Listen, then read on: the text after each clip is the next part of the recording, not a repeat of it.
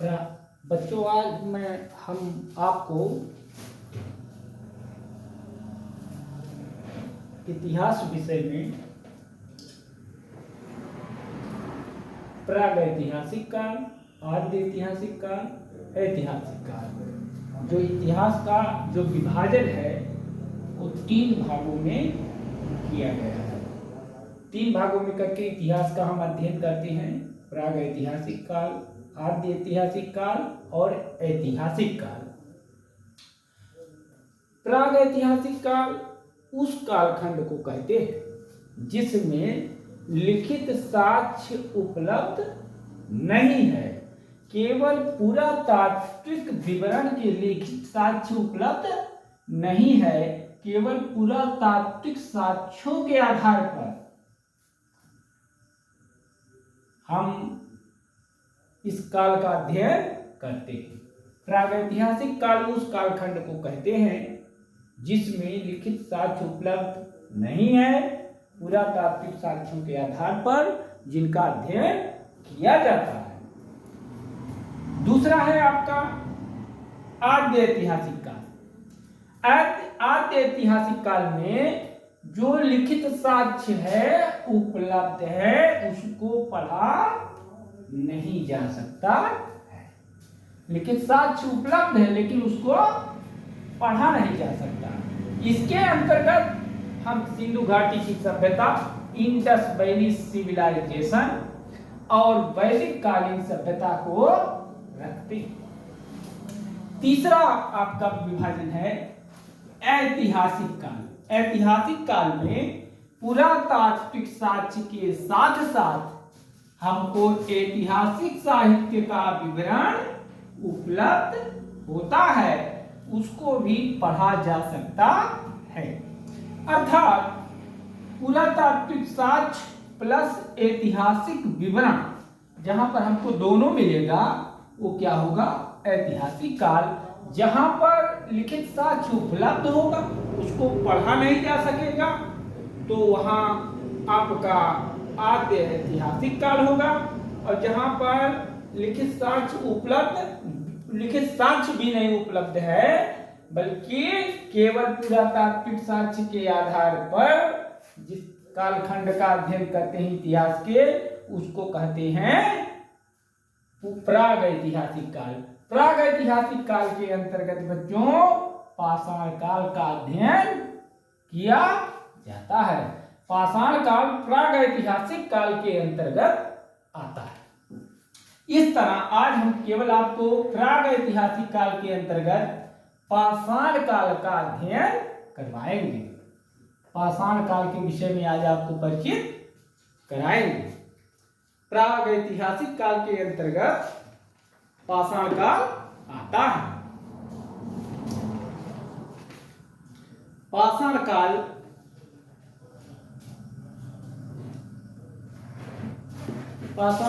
उस कालखंड को कहते हैं जिसमें केवल पुरातात्विक साक्ष्यों के आधार पर अध्ययन किया जाता है, लिखित साक्ष्य उपलब्ध नहीं होता है। यह प्रागैतिहासिक काल के अंतर्गत आता है।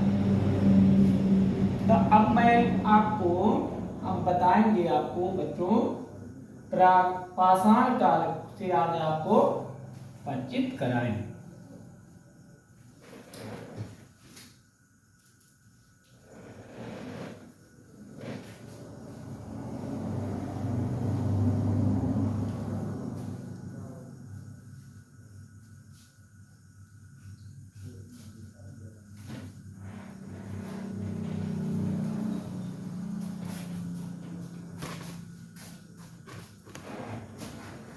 पाषाण काल के अंतर्गत आज आपको पाषाण काल का अध्ययन कराएंगे। पाषाण काल सर्वप्रथम जॉन लुबार्ट ने 1865 पाषाण काल 1865 65 ईस्वी में जॉन लुबाक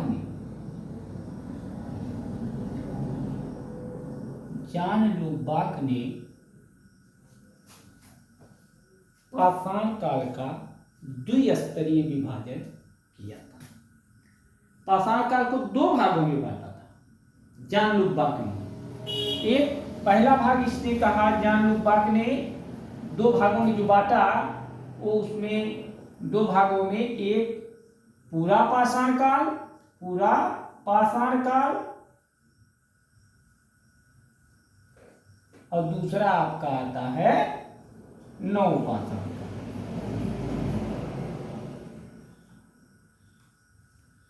काल। ये जॉन लुबाक के अनुसार है। जॉन लुबाक ने सर्वप्रथम पाषाण काल को दो भागों में बांटा, एक पूर्व पाषाण काल, पूरा पाषाण काल, और एक दूसरा हुआ नव पाषाण काल। लेकिन बच्चों सर्वप्रथम जॉन लुबाक ने ही विभाजन किया था। इस तरह जो है जो पाषाण काल का विभाजन पूरा पाषाण काल, मध्य पाषाण काल और नव पाषाण काल में जो है मनुष्य की उत्पत्ति के 24 पूरा पाषाण काल, मध्य पाषाण काल और नव पाषाण काल में पाषाण काल को जो आधुनिक पुरातत्वविद है वो पाषाण काल का विभाजन 3 भागों में। पहला आपका हुआ पूरा पाषाण काल,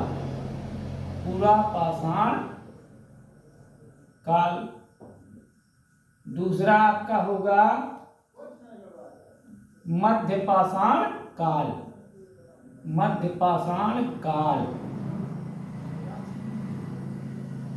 और तीसरा आपका है नव पाषाण काल।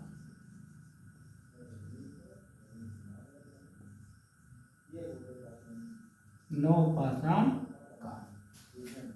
इस तरीके से हम आपको पूरा पाषाण काल के विषय में बताएंगे।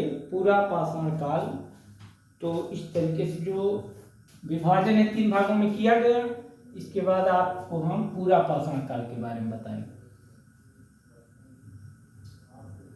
मेन पॉइंट बताया जाएगा आपको। 1870 में पूरा पाषाण काल, पूरा पाषाण काल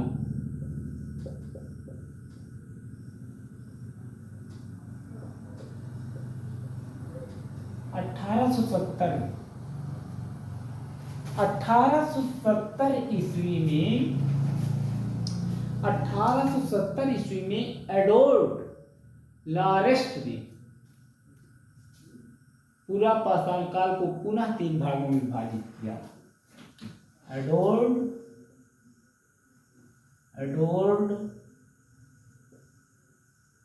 लारेस्ट ने पूरा पाषाण काल को 3 भागों में बांटा।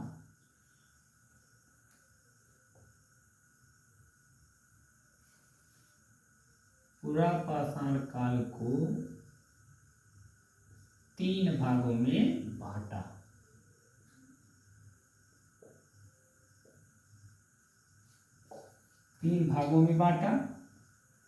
पहला भाग बच्चों आपका निम्न पूरा पाषाण काल। निम्न पूरा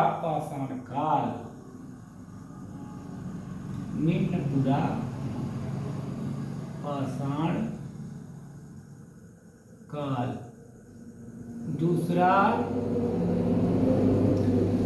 आपका होगा मध्य पूरा पाषाण काल और उच्च पूरा पाषाण काल। मध्य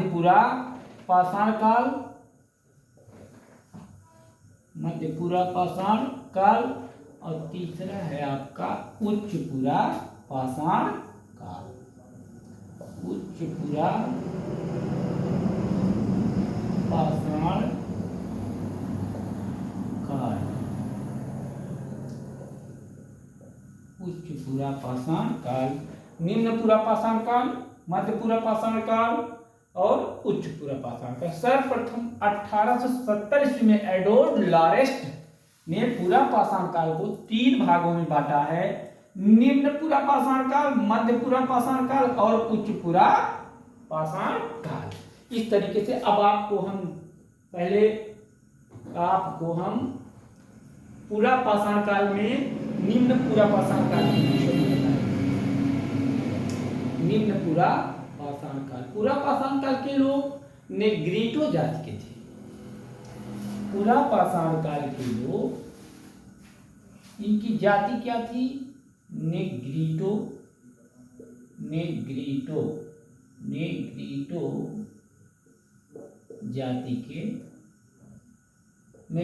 जाति के पूरा पाषाण काल के लोग नेग्रीटो जाति के थे। नेग्रीटो जाति के पूरा पाषाण काल के लोग थे। सर्वप्रथम रॉबर्ट ब्रूसफूट ने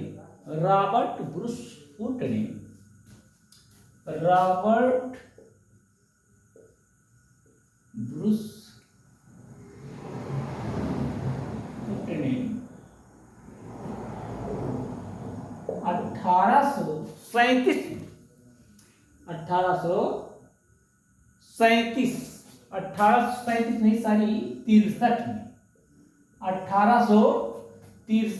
में 1863 ईस्वी में निम्न पूरा पाषाण काल के स्थलों की खोज किया। 1863 में निम्न पूरा पाषाण काल के स्थल मद्रास के पल्लवरम नामक स्थान पर, मद्रास के पल्लवरम नामक स्थान पर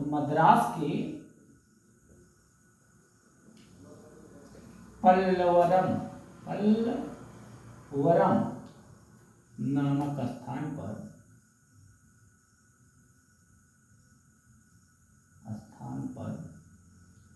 निम्न पूरा पाषाण काल के उपकरण में, सर्वप्रथम निम्न पूरा पाषाण काल के उपकरण में पल्लवरम में क्या खोजा बच्चों? हस्तकुठार। क्या? हस्तकुठार की खोज किया।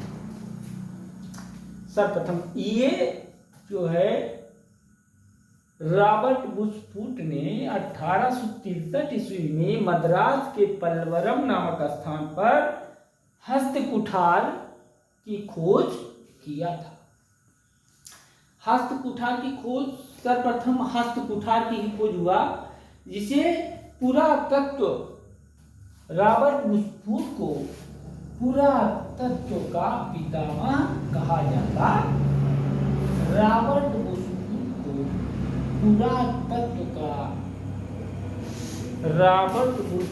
को पुरातत्व का पितामह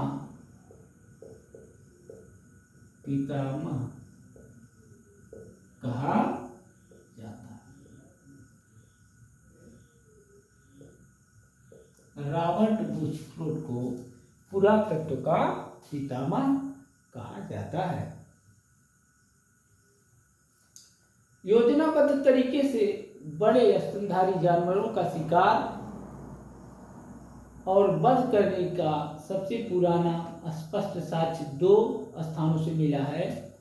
पहला था द इंग्लैंड में बॉक्स ग्रोव और जर्मनी में सोजी जेन्स। ये लगभग 4 लाख वर्ष पुराना है, तो इससे कोई इंपॉर्टेंस नहीं। इसमें पूरा पाषाण काल के अंतर्गत पूरा पाषाण काल पूर्ण रूप से मानव का जीवन आखेट पर निर्भर था। मानव का जीवन पूर्ण रूप से किस पर निर्भर था? शिकार पर निर्भर था। मानव शिकार करता था। मानव पर्वतों के कंदराओं में अर्थात गुफाओं में, पेड़ों की छांव में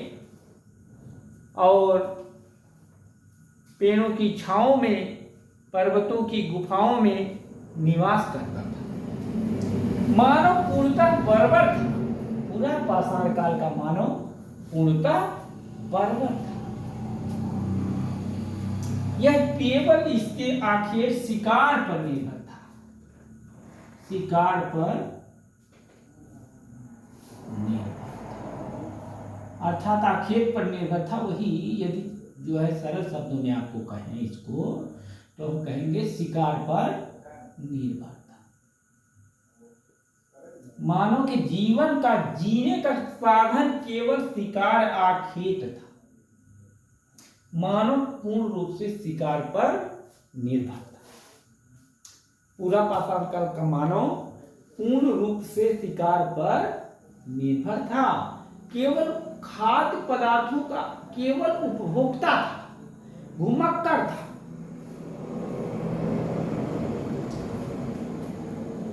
इस काल का मानव जो था वो खाद्य पदार्थों का उपभोक्ता था, खाद्य पदार्थों का उपभोक्ता था। क्या था? मानव शिकार पर निर्भर था और खाद्य पदार्थों का उपभोक्ता था। उपभोक्ता मतलब होता बच्चों कि केवल खाता था, उसका उत्पादक नहीं था, उत्पादक नहीं था। क्योंकि शिकार करता था, मांस खाता था, उसका जीवन पूर्ण रूप से मांस पर निर्भर था। क्योंकि खेती का आविष्कार नहीं हुआ था, तो खेती का आविष्कार नहीं हुआ था तो खाद्य पदार्थों का में केवल मांस ही था। इसलिए ये जो है केवल खाद्य पदार्थों का उपभोक्ता था मानव, उत्पादक नहीं था पूरा पाषाण काल का मानव।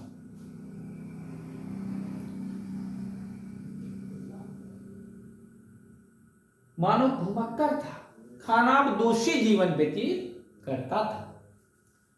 पूरा पाषाण काल के लोग पूर्णतः आखेट पर निर्भर थे। महाराष्ट्र में बोरी नामक स्थान से एक उत्खनन हुआ जिसमें अवशेष मिला है, जिसमें 14 लाख वर्ष पहले का माना जाता है। इस अवशेष को बोरी को निम्न पूरा पाषाण काल की प्राचीनतम तिथि की गई है। मतलब बोरी नामक स्थान पर जो महाराष्ट्र का वो हुआ है, उसको उसका आकलन प्राचीनतम पूरा पाषाण काल के प्राचीनतम स्तर के रूप में माना गया है उसको।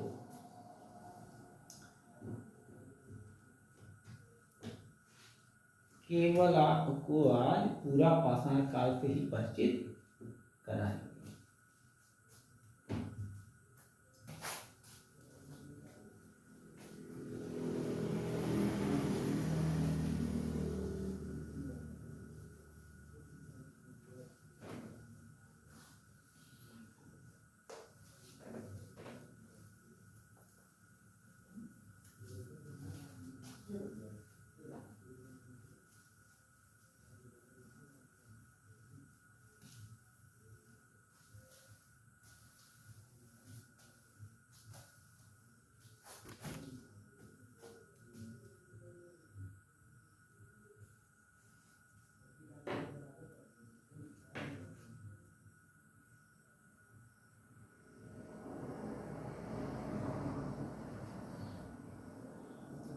पूरा पाषाण काल में पूर्व पूरा पाषाण काल,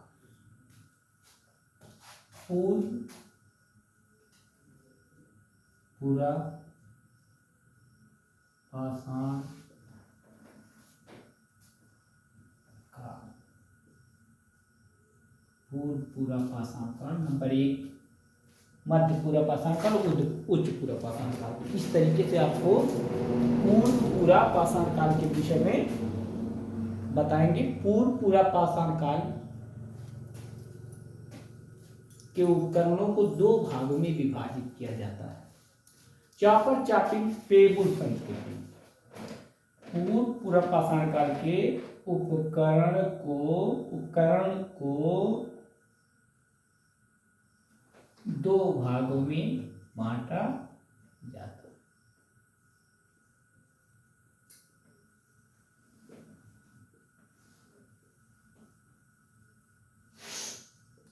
इसलिए दो भागों में बांटा जाता है। कौन कौन सा है? फर्स्ट आपका चापर चापिंग पेगुल संस्कृत, चापर चापिंग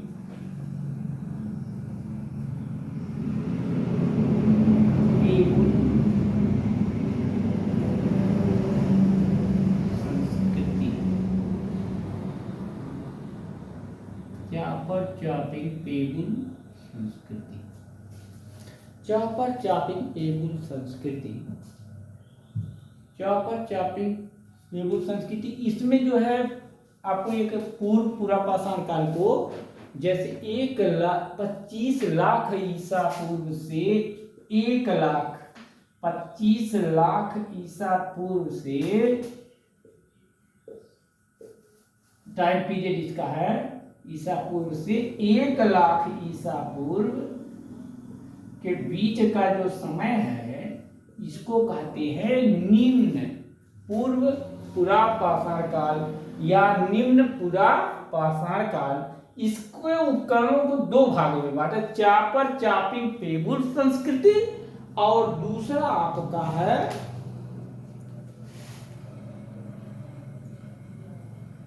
हस्त कुठार संस्कृति या एस्टूरियन संस्कृति। दूसरा हस्त कुठार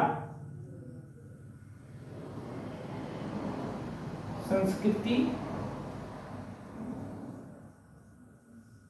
हस्त कुठार संस्कृति एस्टूरियन संस्कृति, एस्टूरियन संस्कृति, चापर चापिंग संस्कृति या एस्टूरियन संस्कृति, चापर चापिंग पेगुल संस्कृति, हस्त कुठार संस्कृति या एस्टूरियन संस्कृति, ये होता है आपका। अब इसके बाद आपका बच्चों, जैसे अब हम आपको बताएंगे चापर चापिंग संस्कृति के बारे में। चापर चापिंग संस्कृति को सोहन संस्कृति के नाम से भी जाना जाता है। चापर चापिंग संस्कृति को, इसको बेटा सोहन संस्कृति भी कहते हैं, सोहन संस्कृति के नाम से भी जाना जाता है। चापर चापिंग संस्कृति को सोहन संस्कृति के नाम से भी जाना जाता है।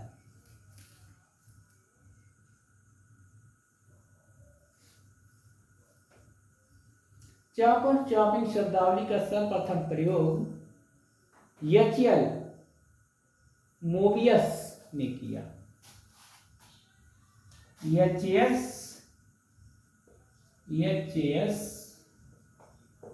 मोबियस ने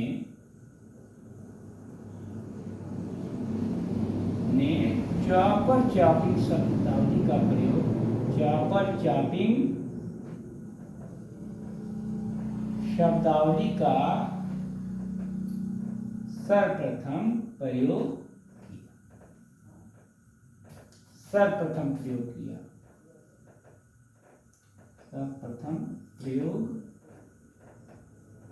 किया।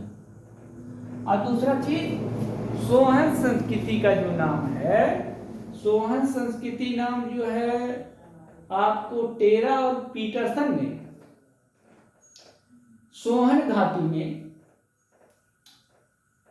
सोहन नदी घाटी में सिंधु की सहायक नदी है सोहन, जो पाकिस्तान में बहती है।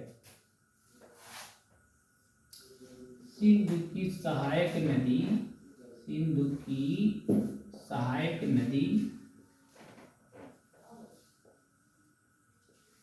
जो पाकिस्तान में बहती है,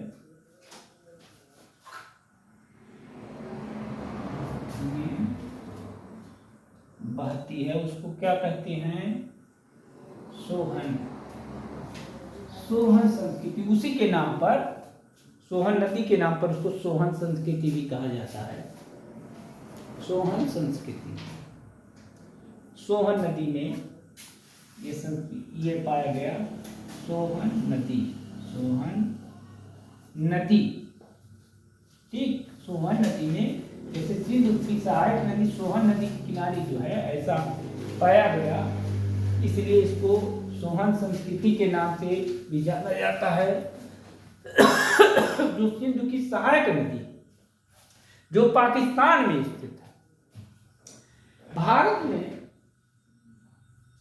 सर्वप्रथम 1928 में डीएन वाडिया ने सोहन घाटी का, जिसे सोहन घाटी का पितामह कहा जाता है, डीएन वाडिया ने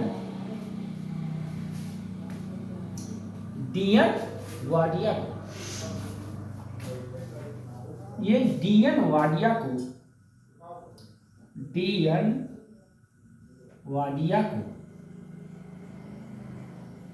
सोहन घाटी का डीएन वाडिया को सोहन घाटी का पितामह कहा जाता है।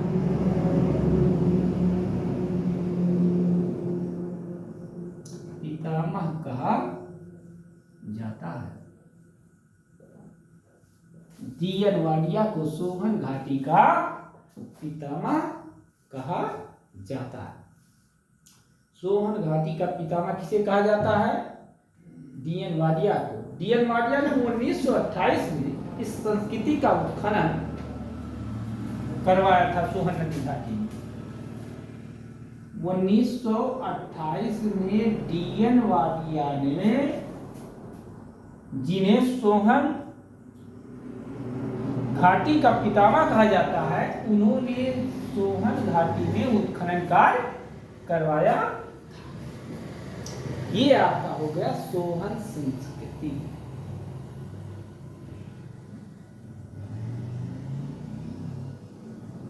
और सोहन संस्कृति का पहली बार जो प्रयोग किया वह प्रयोग एचडी टेरा ने किया। वो कब किया? 1936 में। 1936 में डी टेरा ने सोहन संस्कृति शब्द का प्रयोग किया। सोहन संस्कृति शब्द का प्रयोग किया।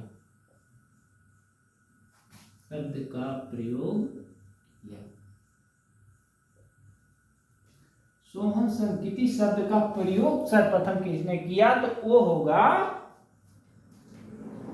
डीएन वाडिया। कब किया? 1936 में किया। सोहन घाटी का पितामह किसे कहा जाता है? डीएन वाडिया को सोहन घाटी का पितामह कहा जाता है।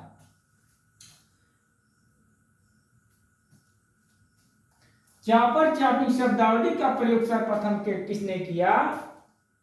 तो एच.एस. मोबियस ने चापर चापी शब्दावली का सर्वप्रथम प्रयोग किया।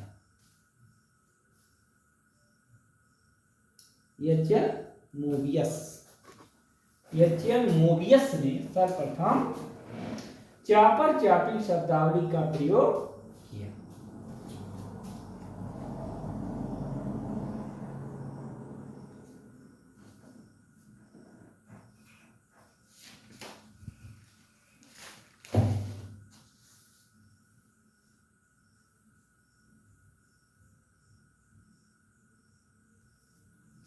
एच.डी. सांकलिया ने सोहन घाटी में मानव आवास के साथ हस्तकुठार डाले। एच.डी. सांकलिया